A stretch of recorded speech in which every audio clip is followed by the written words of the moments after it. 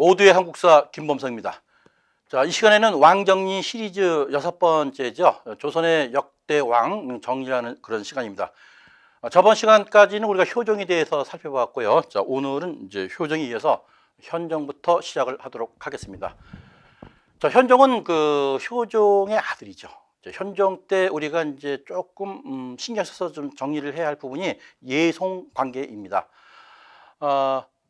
이 효종의 죽음으로 인해서 어떤 그 상례에 대한 이제 그 예송, 소위 이제 그 장례에 대한 그런 이제 예송 절차가 이제 문제화가 됐는데, 이때 이제 정권을 서로 이제 그 견제했던 그 세력이 이제 서인과 남인이었어요.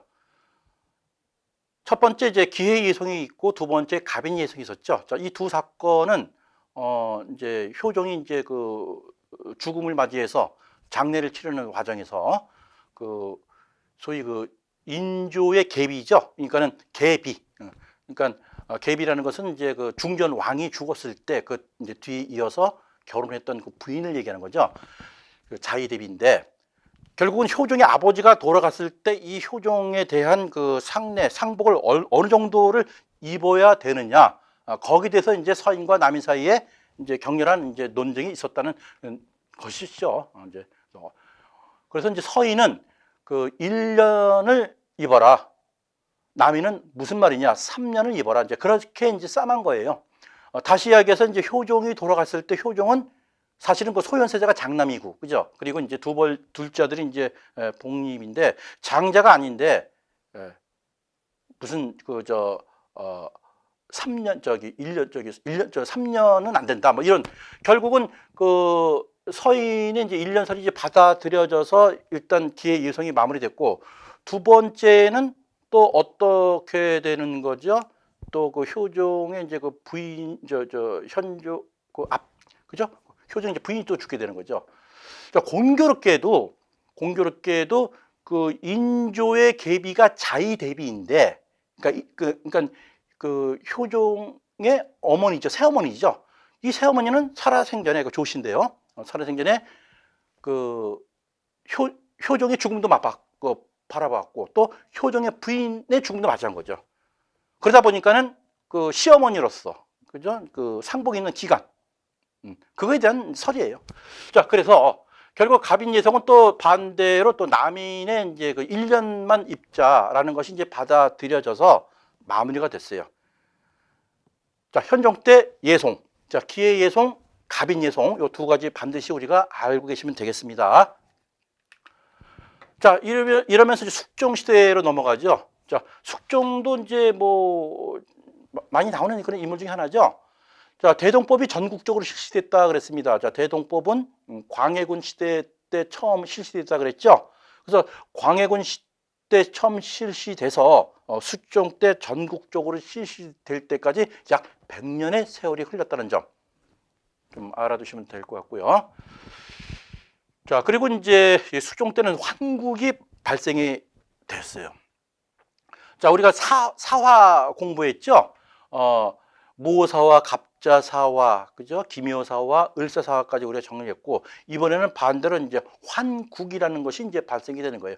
환국은 뭐냐면은 서로 정권의 그 주도자가 바뀌는 것이 이제 환국이죠. 그래서 남인과 서인이 서로 뒤바뀌면서 이제 정권을, 권력을 잡는 그런 사건이 바로 환국입니다. 자, 첫 번째 경신환국이죠. 자, 이때는 이 남인에서 서인으로 이제 이게 정권이 바뀌는 그런 것이 경신환국이에요. 그래서 이걸 소위 그래서 경신대출척이라 그런 건데요. 이때 이제 남인의 그 허적이라는 아주 그 우두머리죠. 이제 뭐 왕실에서만 쓸 수 있는 천막을 사적으로 사용한 것도 하나의 원인이고, 그다음에 또 허적의 또 그 아들 허견이가 또 무슨 뭐 영모 사건을 일으켰다 해가지고서 이것이 또 영모라는 것은 이제 조선시대 때 가장 큰 죄악이거든요. 이 두 가지 원인이 돼서 결국은 정권이 남인에서 서인으로 바뀌는 사건, 이것이 바로 경신환국이고요. 두 번째로는 기사환국이 있네요. 자, 이 기사환국은 기존의 정권을 가지고 있었던 서인에서 또 남인으로 바뀌는 사건이었죠. 자, 장희빈이라는 말 들어보셨죠? 이제 조선 시대 역대 왕들은 사실은 뭐예요? 그 부인 외에 후궁들 해서 이제 그 부인들이 상당히 많았죠. 특히 여자 관계가 좀 그 이런 걸로 해서 이렇게 사건의 전면으로 나왔던 것이 바로 숙종이 아닐까 해요. 자, 숙종은 원래 원부인 인현왕후가 있었고요. 그리고 이제 장희빈이라는 여인이 있었죠. 근데 이 장희빈이 상당히 미인이었을까요? 아니면은 숙종의 마음을 갖다가 확 사로잡았을까요? 어찌 됐든 간에 장희빈은 숙종의 아들을 낳습니다. 그 아들이 바로 경종이죠. 자, 이 경종의 원자, 즉 다시 해서 경종을 숙종의 후계자로 그 올리는 거에 대해서 반대와 이제 그죠? 또 밀어붙이는 그 세력들이 부딪히는 거죠. 결국은 서인은 이 장희빈 아들 후에 훗날 경종이 되는 이런 거에 대해서 반대를 했다가 결국은 숙종으로 하여금 내팽개쳐지죠. 결국은 그 남인이 밀어붙였던 그 장희빈의 아들이 왕이 됩니다. 이것이 기사 환국이죠. 자, 이러면서 다시 갑술 한국으로 또 넘어오는 거죠. 이때는 뭡니까? 장희빈은 자기의 목적을 달성을 했죠. 숙종의 총애를 받고 또 그 사이에서 아들까지 낳고 그 아들이 왕까지 됐으니 무엇을 더 바라겠습니까? 하지만 결국은 이제 장희빈은 계속 사적으로 뭡니까? 좀 나쁜 악행으로 그려지고 있죠. 어찌됐든 간에 숙종으로부터 미움을 받죠. 그래서 훗날 숙종은 첫 번째 내처진 그 첫 번째 부인, 그 인현왕후에 대한 어떤 그리움 또는 양심의 가책, 뭐 어찌됐든 간에 그래서 다시 인현왕후를 갖다가 다시 복위를 시키죠. 그런 와중에서 또 남인이 또 반대를 하다가 결국은 또 남인이 쭉 축출당하죠. 이 사건이 바로 갑술 환국이에요. 자, 그러다 보니까는 이 뭐라 그럴까요? 권력이 처음에 남인에서 서인, 또 서인에서 또 남인, 또 남인에서 또 서인, 이렇게 이제 막 뒤바뀌는 사건, 이것이 바로 붕당 정치의 변질적인 그런 그 사건으로 지금 우리가 평가를 받고 있습니다. 자, 그래서 환국 숙종 시대 때 반드시 우리가 정리를 해야 할 그런 부분이죠. 자, 그리고 이제 숙종 때는 백두산 정계비라는 것이 세워졌어요. 그러니까 청나라하고 그죠, 우리 조선하고의 어떤 국경선에 대한 어떤 비석이죠. 그래서 훗날 이 백두산 정계비는 우리가 구한말 일본으로부터 이제 침략을 받고서 지배를 받는 그 시기에 그 백두산 정계비는 그때 없어진 것 같아요. 그죠?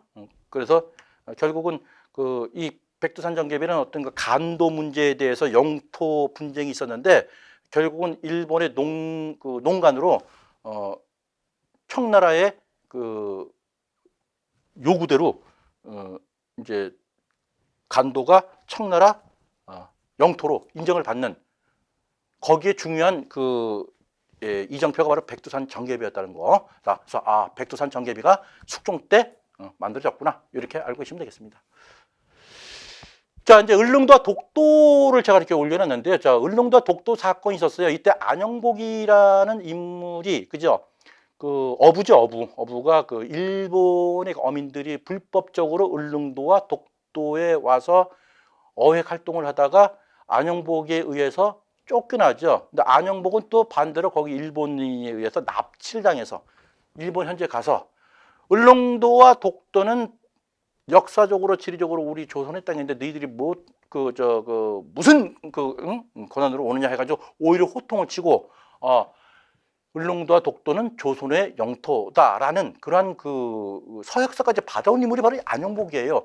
이 안영복이 바로 숙종 때 인물이다라는 점을 우리가 유기적으로 정리를 하자, 그런 차원에서 제가 올려놨습니다. 결국은 이 을릉도와 독도는 고종 때, 그죠? 대한국 국제를 반포하면서 대한제국 칙령 41호로, 이때가 1900년도예요. 이렇게 해서 대한제국 울릉도군으로 승격했던 그런 것이 바로 을릉도와 독도죠. 물론 을릉도와 독도는 결국은 러일 전쟁 때 일본의 그 군사 기지로 사용을 하면서 러일 전쟁에서 일본이 승리를 함으로써 일본 시네마현으로 몰래 강제적으로 싹 편입됐던 곳이 바로 독도고, 오늘날까지 계속 영토 분쟁이 끊이지 않고 지속적으로 현재 진행형으로 가고 있는 그러한 것이 바로 독도죠. 자, 이것이 바로 숙종 때 있었던 을롱도와 독도에 대해서 제가 설명을 드렸습니다. 네, 이제 경종 시대로 한번 넘어가도록 하겠습니다. 자, 경종은 그 바로 숙종과 그 장희빈 씨 사이에서 나온 아들이죠. 자, 이때는 그 노론과 소론이 대립이 매우 심화되었던 그런 그 상황이었죠. 결국은 그 남인과 서인이 서로 정권을 갖다가 바꿔가면서 뒤죽박죽했던 그런 그 부작용에서 서인에서 이때 당시에 이제 노론과 소론이 또 이제 갈라지게 돼요. 그래서 결국은 이제 대한민국이란다. 우리 조선의 이제 정치는 거의 이제 서인에 의해서 정권이 완전히 장악이 되었는데 그 서인이 뭡니까? 또 노론과 그 소론으로 이제 나눠진 시기가 이제 요 시점으로 보시면 되겠습니다. 자, 소론은 이제 경종을 지지를 했던 쪽이고요. 저 노론은 연인군을 지지했어요. 그 연인군은 이제 그 영조가 되죠. 영조. 자, 결국은 그 소론의 경종 지지로 말미암아 이제 왕위에 즉위를 하게 되었죠. 하지만 경종은 몸이 좀 쇠약해서 왕의 그 재위 기간이 매우 짧았어요. 약 한 4년 정도 왕위를 재위하고 또 그 와중에서도 몸이 안 좋다 보니까는 훗날 영조가 되는 연인군한테 많은 부분 대리청정을 위탁을 하죠. 이 대리청정하는 것도 많은 반발이 있었지만은 그걸 좀 물리치고 결국은 연인군이 이제 대리청정을 하게 됩니다. 결국은 경종은 짧은 나이에 이제 그 몸이 시작해서 이제 죽음을 맞이하게 되고 이어서 이제 영조가 이제 등극을 하게 되는 거죠. 자, 영조는 그 조선 시대에서 이제 가장 오래 살았던 인물 중에 한 명이죠. 한 80대 이상, 83세인가 돌아가셨다고 그러죠. 되게 보면 그 조선 왕들이 그 왕위에 즉위해서 그 오래 살지를 못했어요. 다시 이야기해서 그 조선의 왕들은 상당히 뭡니까? 스트레스가 많았다 이렇게 볼까요? 조선 왕들이 이렇게 일찍 단명하게 되는 것은 어떻게 보면은 이거죠. 너무 국사에 치중을 하다 보니까 나란 일에 치중하다 보니까는 자기만의 어떤 그 시간이 별로 없었다. 소위 운동할 시간이 없어. 운동할 시간도 없고 또 먹는 것도 아침, 점심, 저녁 사이에 또 간식까지 포함해서 또 여러 식사를 했고 그리고 또 임금님이 드시는 그 상을 우리가 수라상이래. 수라상. 물론 고려 때 원나라에서 나왔던 그런 용어지만요. 그 임금님 수라상을 보시게 되면 또 얼마나 또 최고급 음식이에요. 그죠? 그러니까 운동을 못하는 상태에서 맛난 음식은 또 먹고 또 그리고 또 조선의 그 왕들은 또 여러 명의 또 왕비를 보유하고 있었죠. 그래서 이제 그 어떤 그 왕비들 사이에 또 자식도 많이 낳고 하다 보니까 온몸에 기가 많이 빠지게 되는 거죠. 자, 이러한 여러 가지 것이 이렇게 합치다 보니까는 합병증 시달려 가지고서 조선의 왕들이 그렇게 오래 살지는 못했습니다만은 이 영조는 오래 살았다. 왜? 바로 앞전에 얘기했던 것을 갖다가 많은 것을 갖다가 이제 안종을 이제 안 거죠. 그래서 식사도 소식으로 읽어냈고 또 부인과의 관계 이런 거 후궁도 많이 안 뒀고 그죠? 그러다 보니까 이제 오래 살았던 것 같아요. 이건 그냥 쉽게 넘어갑니다. 제가 지금 말씀드린 거는 뭐 크게 그냥 우리 알면 좋고 몰라도 상관없는 그런 내용을 제가 말씀드렸습니다. 자, 영조는 지난날 경종 이전에 숙종 때 봤던 어떤 그 붕당 정치의 어떤 그 변질적인 모습 그런 부작용을 실제로 봐왔잖아요. 야, 이러면 안 되겠구나. 이제는 탕평 정치를 펼치자. 그래서 탕평 정치를 펼쳤던 왕이 바로 영조죠. 물론 숙종 때 탕평책을 실시를 하려고 맛만 봤다가 이제 영종 때 이제 바로 이제 시작이 되는 거죠. 그래서 영조는 이제 탕평 정치라고 이제 하죠. 그래서 우리 탕평비도 이렇게 세웠잖아요. 그 좀 성균관대학교 앞에 정문 가다 보면은 지금 현재 구경을 할 수 있어요. 뭐 봐봐요. 뭐 별 이렇게 감흥은 없지만은 어찌됐든 간에 탕평 우리 여러 가지 버무려 가지고서 우리 탕평채라는 음식도 있죠. 그거 생각하시면 되겠습니다. 소위 영조의 탕평 정치를 완론 탕평책이다. 즉 영조가 추구하는 그 탕평책에 동의하는 그런 신하들을 움직였다. 이렇게 보면 되겠죠. 자, 이때 이인자의 난이 발생을 했습니다. 자, 이인자의 난은 뭐 남인과 또 소론들의 일부 이제 불만을 가진, 그죠? 그런 것이 해서 이제 난이 발생이 됐고, 이 이인자의 난이 이제 진압이 됐지만은 결국 이인자의 난은 영조를 갖다가 이제 없애버리자 뭐 이런 취지였겠죠. 하지만 보복 정치는 안 했어요. 그래서 이인자의 난을 갖다가 진압하고 오히려 더 탕평 정책을 더 이렇게 운영하자.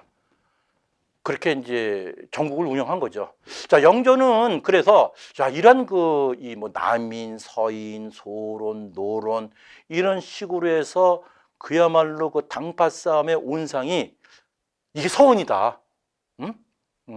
여기서 이 배출된 사람들이 자기의 학맥과 인맥과 이런 것을 총동원시켜서 자기네들의 기득권을 갖다가 계속 지키기 위해 서로 그냥 뭐 이렇게 치고받고 이런 식으로 이거 안 되겠다. 그래서 전국에 산재하고 있는 이런 서원을 갖다가 다 없앨 수는 없죠. 당연히. 그죠? 많은 부분 대폭 정리를 했다. 이렇게 보시면 되겠습니다. 그래서 이제 살림, 소위 얘기해서 이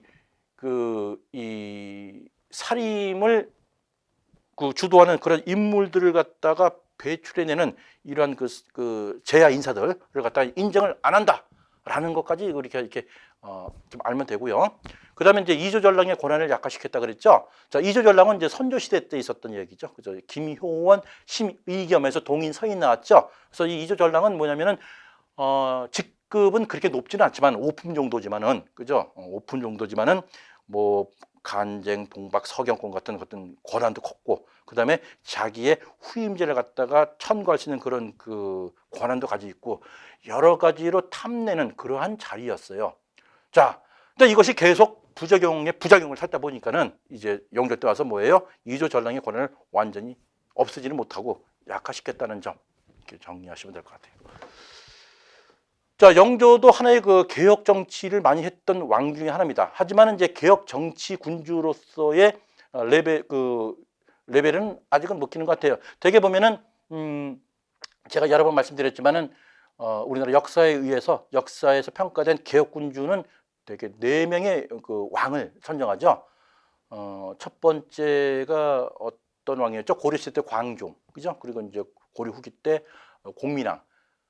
물론 그 이전에 통일신라 때 신문왕부터 시작해야 되는군요. 그래서 신문왕, 그리고 고려 광종, 공민왕, 그리고 조선시대 때 이제 영조의 손자인 사도세자 정조가 이제 4번째 타자로서. 근데 바로 정조가 개혁하기 전에 할아버지인 영조의 어떤 이 개혁 정치를 한번 살펴보는 거예요. 자, 민생 안전에 신경을 많이 썼고요. 또 산업 진흥을 위해서 개혁을 추진을 많이 했습니다. 그 대표적인 것이 균형법이죠. 자, 균형법은 군포를 징수를 하는 거죠. 그래서 고르게 군포를 받게 하는 거. 너무 백성들이 군대에 가기 전에 군포를 갖다가 비단이 상당히 비쌌던 모양이에요. 그래서 그것을 탕감을 시켜주는 그런 법이 바로 균형법이어서 이 권문 소위 권세가들한테 많은 이제 반발을 초래했다. 하지만은 밀어붙였다. 그것이 바로 균형법이다. 또 수성유능을 발표했네요. 자, 수성유능은 어떤 성을 지킨다. 그러니까 서울의 한성의 어떤 성곽을 갖다가 잘 지켜라. 그 얘기하는 거예요. 그리고 이제 가혹한 형벌 폐지를 추진했고, 또 사형수에 대한 삼심제를 또 신문고 제도를 부활시켰다. 신문고 제도는 원래 억울한 백성들의 사정을 들려줘서 그걸 해결하는 민원 해결이죠. 근데 이것이 사실은 유명무실화가 됐던 것이 사실이에요. 태종 때 이제 실시되었다가 너무 절차가 복잡해서 있으나 마나 했는데 이걸 조금 더 간소화시켜서 실질적으로 백성들의 억울한 면을 갖다가 많이 들어줘서 해결하는 쪽으로 한번 해보자라고 해서 이제 신문고 제도를 부활시켰다, 이렇게 보시면 되겠습니다. 이 밖에도 청계천 준설했고요. 또 노비 종무법도 실시했던 왕이 바로 영조입니다. 자, 이제 22대 정조가 나오죠. 방금 말씀드린 것과 같이 개혁 군주죠. 한번 볼까요? 자, 탕평 정치는 그 완론 탕평은 영조였고요. 그 다음에 정조의 탕평 정치를 준론 탕평이라고 합니다. 옳고 그름을 갖다가 명확하게 잡아서 밀어붙이는 거죠. 자, 정조에 관련된 거 한번 볼까요? 자, 규정각 설치했죠. 또 장용용은 이제 왕의 친위 부대입니다. 자, 규정각은 하나의 그 도서관이라고 보시면 되겠지만 여기서 뭐 어떤 도서관 기능을 또 뛰어넘어서 그죠? 모든 정치적 브레인들을 갖다가 다 총취합시켜서 자기의 정치에 활용했던 그런 거예요. 그래서 규정각 설치. 두 번째 장용용, 이건 친위 부대. 그다음 초기 문신제를 실시했죠. 소위 얘기해서 신진급으로 들어왔던 문신들, 똑똑한 사람들 갖다가 재교육시켜서 아주 자기 수하로 만드는 뭐 그런 개혁 정책 드라이브죠.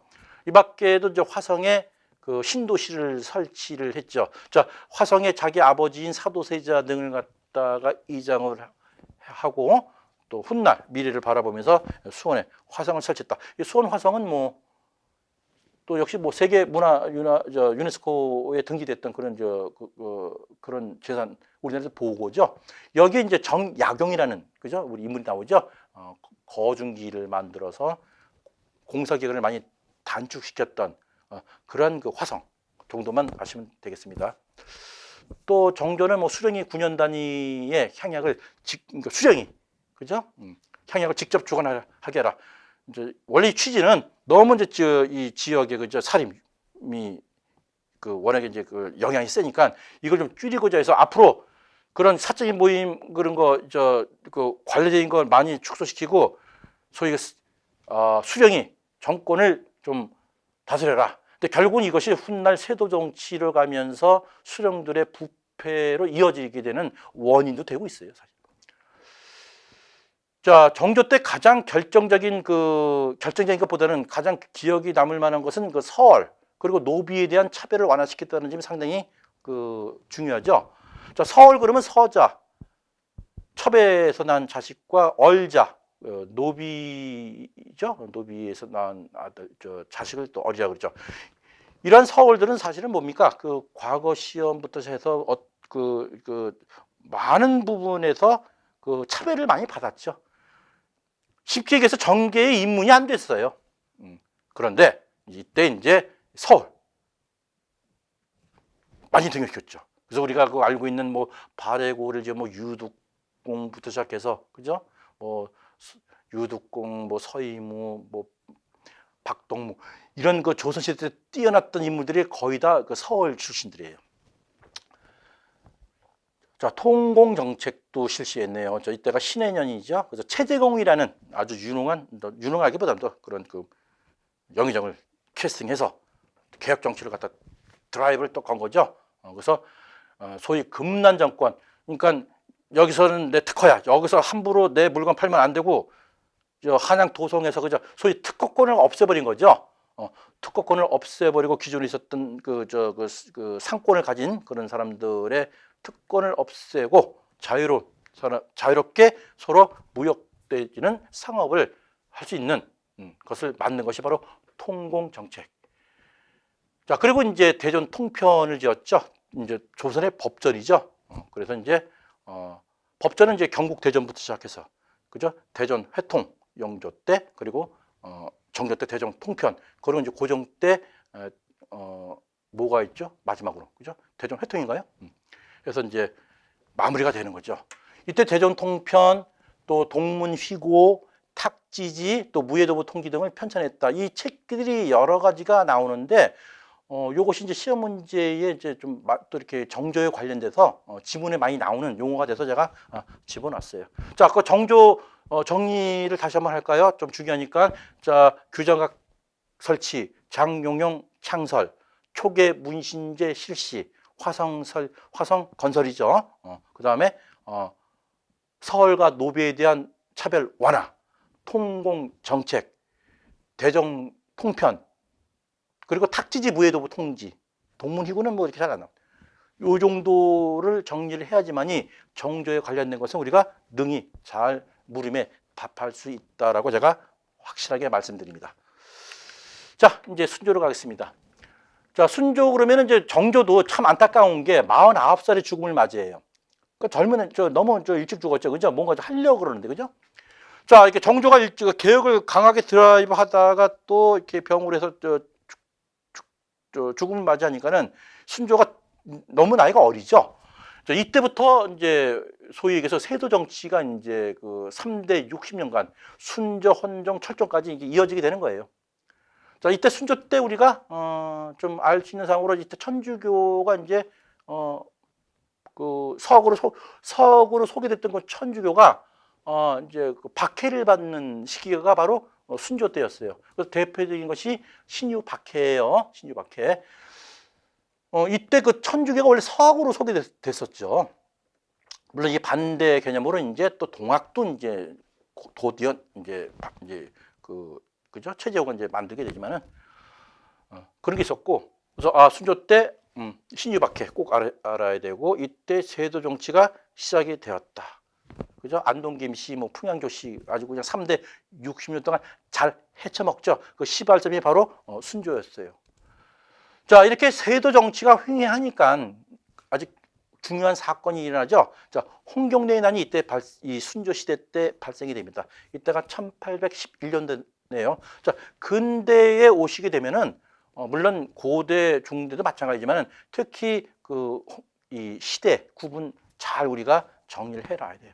자, 홍경래의 난은 글자 그대로 세도 정치에 의해서 불이익을 당했던 그런 서북인들이죠. 어떤 지역적 차별 예전부터 있었지만 여기에 이제 그 몰락 양반, 영세농, 중소 상인 또 광산 노동자들이 합세해서 홍경래 난에 그죠? 이 하나의 힘을 시너지를 해서 뭐 청천강 이북까지 점령도 하고 그랬었어요. 물론 관군의 진압은 됐지만은 이때 당시에 순조 때 홍경래 난이 있었구나라는 거 정리하시면 될 것 같아요. 철종 뭐 아주 그냥 수십 년 전에 무슨 그 임금님의 첫사랑이라는 TV 드라마를 내가 본 기억이 선뜻 나는데요. 철종을 이제 아마 주인공 모델로 했던 것 같아요. 특별히 철종이 뭐 특별한 인물이어서가 아니라 바로 순조, 철종, 헌정에 이르는 세도 정치기에 있었던 왕이어서 이렇게 제가 한번 올려봤습니다. 자, 이때 당시에는 뭐 순조 때 노론벽파가 신유박해를 통해서 규장각 출신을 제거했다 그랬죠. 규장각 정조가 그죠 설치했던 그런 인물이죠. 결국은 이제 그걸 다 없앴다 그런 내용이고, 그다음에 순조의 장인 김조순을 중심으로 해서 이 안동 김씨가 이때 이제 계속 이제 세도 정치가 이제 전개되는 거죠. 이때 순조 헌정이 일어서 풍양조 씨, 또 철종 때는 안동 김씨가 3대 60년 동안 세도 정치가 지속이 됐다는 점은 제가 방금 전에 또 말씀드렸죠. 다시 한번 강조합니다. 자, 이때는 임술 농민 봉기가 또 발생이 되었네요. 그죠? 자, 세도 정치의 극치죠. 그렇게 보시면 되겠습니다. 그래서 이때 이제 철종은 사실 힘이 없는 그런 왕이에요. 그래서 이때는 그 삼정의 문란이 매우 심했거든요. 삼정 그러면 전정, 군정, 환곡 그래가지고서 그 세금부터 해가지고서 그죠 너무 부정부패가 심했어. 그래서 이때 임술 농민 봉기를 해결하고자 해서 삼정 이정청이라는 것도 설치를 해서 뭔가 문제점을 해결을 하려고 했지만은 유야무야 되었었죠. 이때가 바로 철종 때 일어났던 일이다라는 점을 제가 다시 한번 설명드립니다.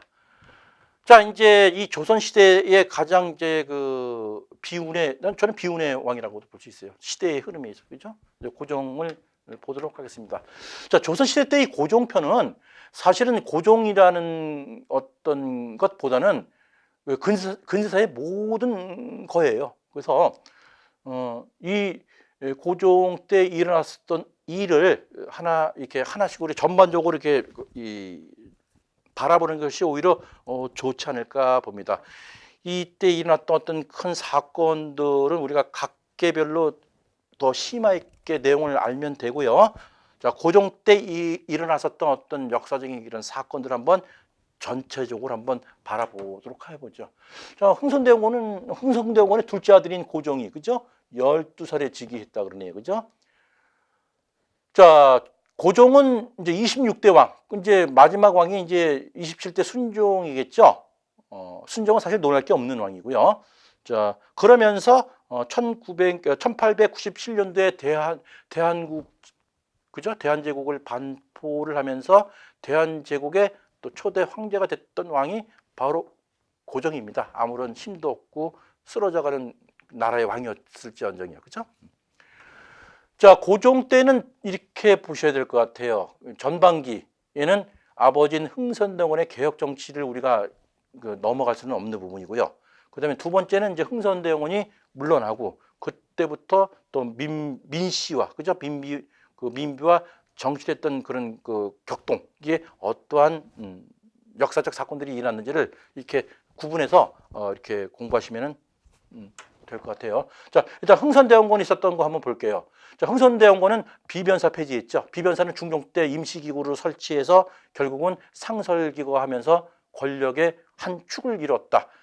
바로 그 세도 정치기에 있었던 세도 정치가들이 다 이렇게 권력을 잡았던 것이 바로 이제 그 비변사인데, 그러한 비변사를 폐지시켜 버립니다. 그래서 다시 의정부 또 상군부를 이렇게 이제 부활시키는 거죠. 그리고 이제 법전, 대전 회통이었죠. 방금 전에 말씀드렸듯이 경국대전, 대전 통편, 대전 회통, 그죠? 이제 해서 이렇게 법전이 이제 그 완성이 되는 거죠. 더 이상 이제 법전에 안 나오는 거죠, 그죠? 그리고 이제 사원을 확실하게 정립니다. 사원.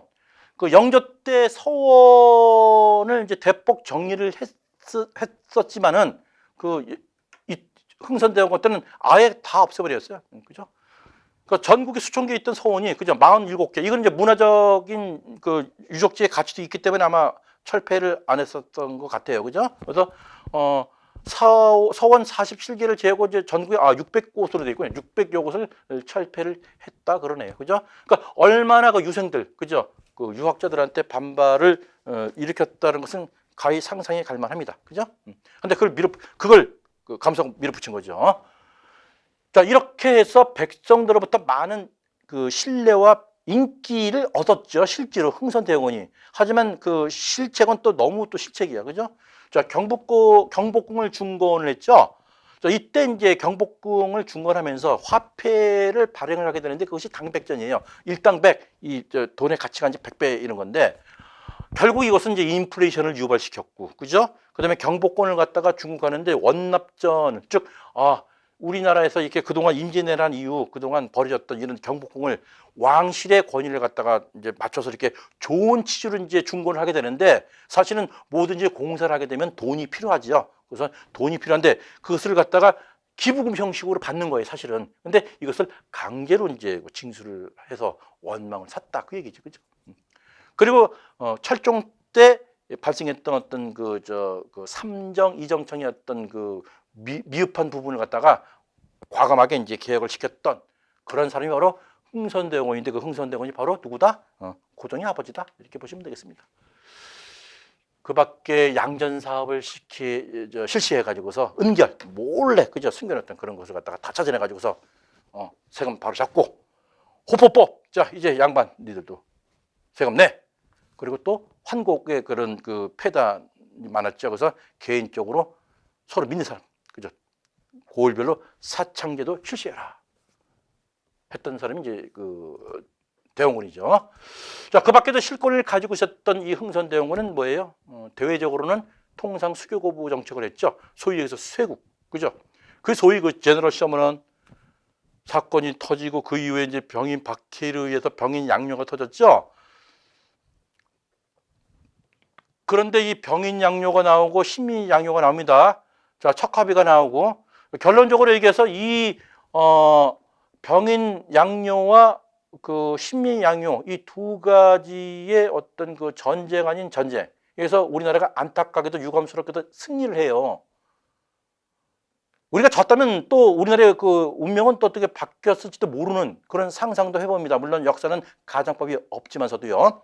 자, 제너럴 셔먼호 사건은 1866년도 8월 달에 미국 산선이 평양에 와서 또 이렇게 무역하자라고 했지만은 그 평양 시민들의 환대에도 불구하고 못된 짓 해가지고 그냥 쫓겨났죠. 불사져 버렸죠. 그 평양 감사가 그냥 그죠. 박 교수가 열받아가지고요. 자, 그 제너럴 셔먼호 사건은 뒷날 신미양요로 이어집니다. 자, 여기서 제가 이렇게 말씀드리는 거는요. 그 제너럴 셔먼호 사건부터 병인 박해는 이제 천주교 신자 박해한 거예요. 그래서 거기에 대한 복수 아니 보복 응징 그것이 이제 병인 양요죠. 요 시기별로 순서대로 잘 정리를 하셔야지만이 돼요. 요것이 시험 문제에 자주 나오는 항목이거든요. 순서. 그래서 제가 연도를 잘 집어놨습니다. 그 사이에 오페레트 도굴 사건이 하나 발생되죠. 요것을 꼭 오페레트 도굴 사건은 병인 양요와 신미 양요 그 사이에 있었구나. 오페레트 도굴 사건. 그 남양군 즉 흥선대원의 이제 아버지 묘를 갖다가 도굴하려다가 실패했었던 그런 사건이에요. 독일상인 오페레트가. 자, 요 정도 넘어가겠습니다. 자, 이제 강화도 조약입니다. 자, 이제 그 흥선대원이 결국은 10년 만에 이제 물러나요. 그죠? 그 자기 딴에는 아주 똑똑하고 말 잘 듣는 며느리를 얻었다라고 했는데 결국은 며느리한테 뭐예요? 발등 찍혔나요? 자, 그 정도 넘어가겠습니다. 자, 강화도 조약은 우리나라가 그죠? 일본과 맺은 또 일본뿐만 아니라 최초의 불평등 조약이죠. 불평등 그죠? 그러면서 이제 개화의 급물살을 타는 거죠. 자, 이때 조미 수호 통상조약 이건 미국하고 이제 그 만든 조약이죠. 요거는 최초로 서부 열강과 맺은 조약. 그래서 이것이 이제 중요한 것 같고요.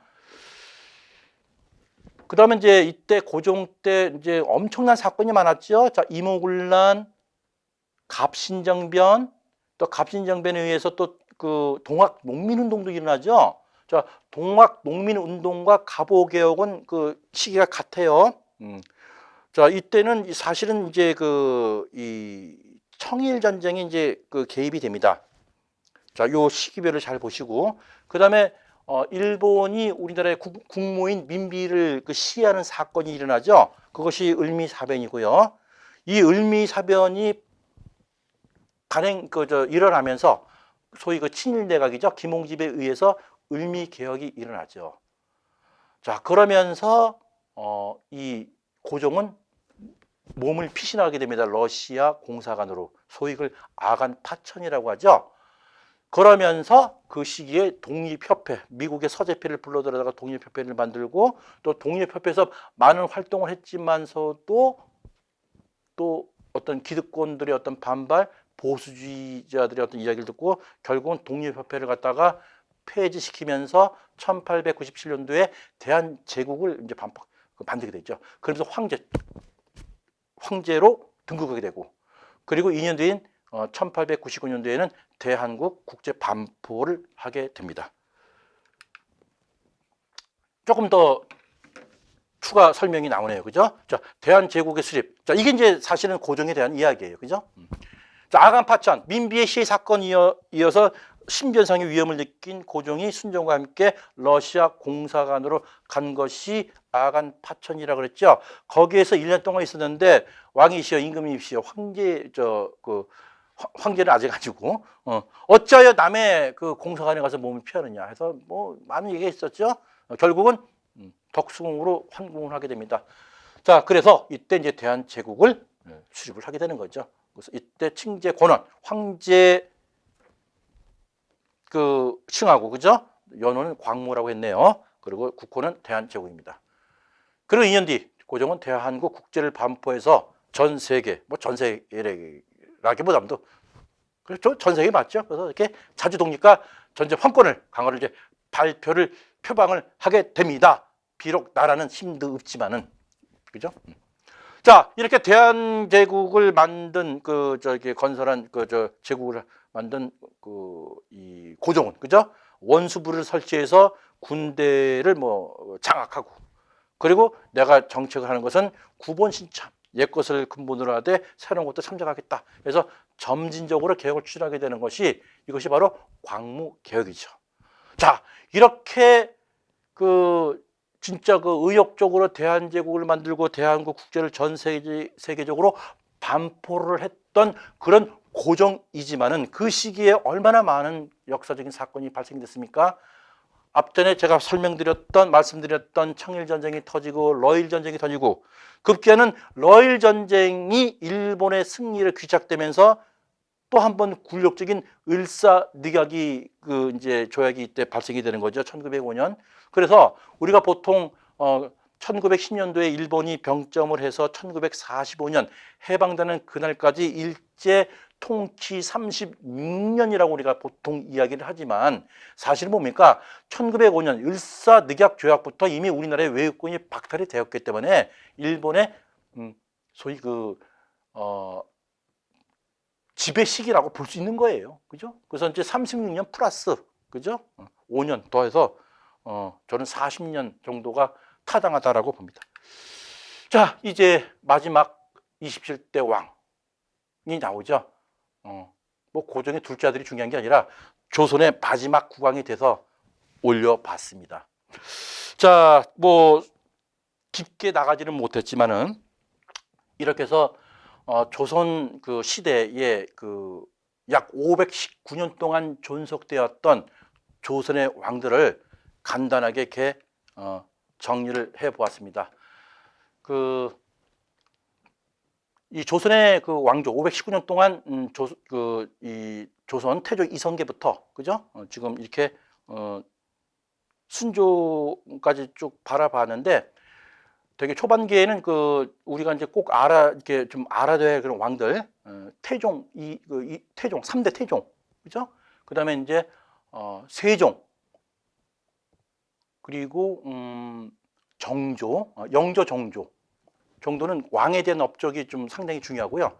그 다음에 나머지 해당되는 뭐 연산군이라든가 또 광해군, 이런 왕에 관련된 것은 그 시기에 있었던 그 사건, 그죠? 그 역사적 팩트를 공부를 이렇게 병행해서 하시면은 될 것 같아요. 자, 오늘 이 시간에는 조선의 왕 시리즈 6편이었습니다. 자, 모두의 한국사 김범석이었습니다.